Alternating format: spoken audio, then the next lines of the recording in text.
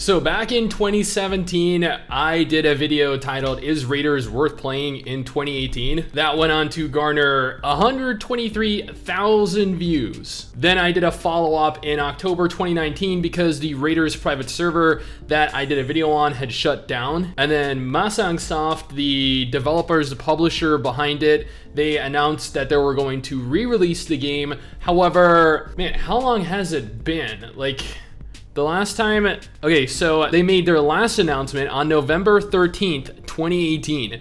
And then it took them until April 3rd, 2020 to do a new update. And then between April and July 2nd, they went completely radio silent again. Now, they've posted 2 different trailers showcasing how the development of the game is coming along, and I'm going to cover that along with the small amount of information they've released thus far. So according to their Facebook post, new development news has arrived. Continuous quest processing system. We have improved the main story quest so that you can start and finish in the UI without having to go to the NPC. Of course, we'll introduce a separated UI for maximizing the character's motion. Separate animation. The Raiders' weapon animations were pretty not diverse so far.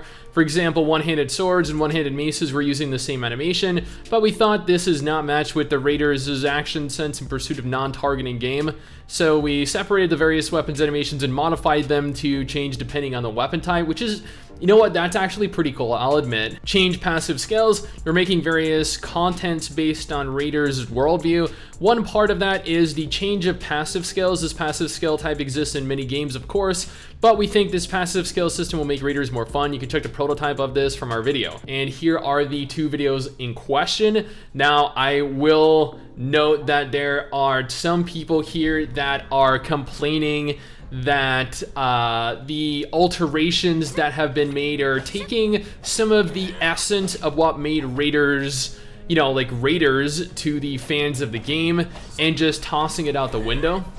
But, you know, I only ever played Raiders, I don't know, I invested maybe 10 hours into that game at max, and that was the private server. I never invested any time into the Perfect World Entertainment version of the game.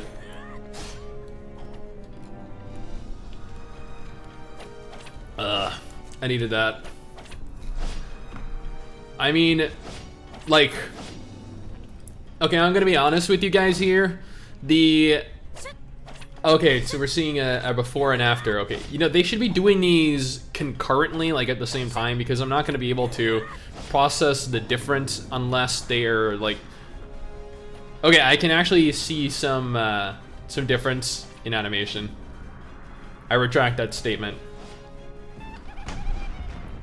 But one issue I see with this game is that it is once again only going to appeal to fans of the Raiders game anyway, like that were already fans of the game.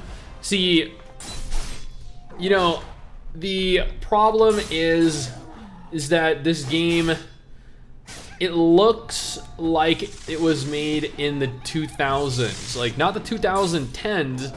The 2000, can I actually increase the quality? Oh, thank God. I'm sorry, I've been watching this in like 480p. I don't know why, like that's just what it defaulted to. I wonder if it looks any better in 1080p. Nope, this looks pretty much equally as bad in 1080p, never mind. I feel like they need to maybe enhance the textures, maybe the graphical system a little bit, because this is not going to appeal to players that are like, this is going to have action combat. This is an action MMO, but this is going to have to compete with games like Terra and Blade and Soul and Black Desert and the Elder Scrolls Online. And okay, well, granted, the Elder Scrolls Online's combat's, you know, a little, but graphically, this is going to have to compete with other action MMOs, and it does not, I think, hold up nearly as well. So, and do note that this is all, you know, a work in progress, as it clearly states up here.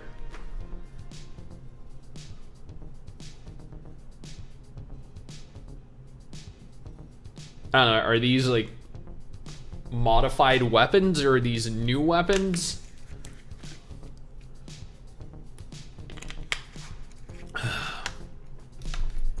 because, you know, they look solid, I'll admit.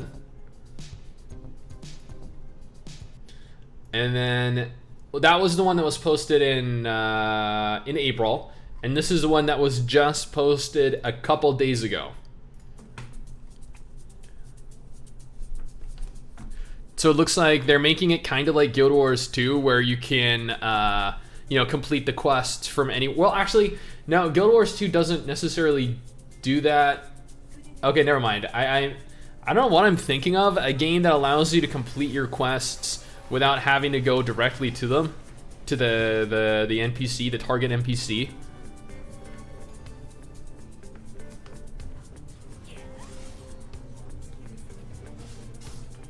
See, like this, you know, the combat looks good, but it just doesn't look like it'll necessarily grab people's attention, like when they're interested in fast and flashy games. But these are, you know, they're a very solid improvement. I can admit to that. Is there magic in this game? I'm pretty sure there's magic in this game, right? I'd like to see how they're doing in terms of, you know, elemental spells and even archery, because they're two very big parts of the game.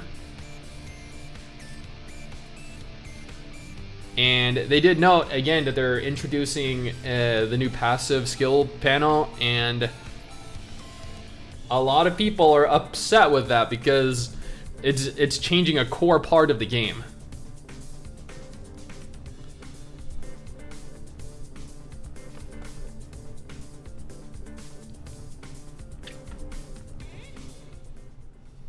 And I think that's it, yeah.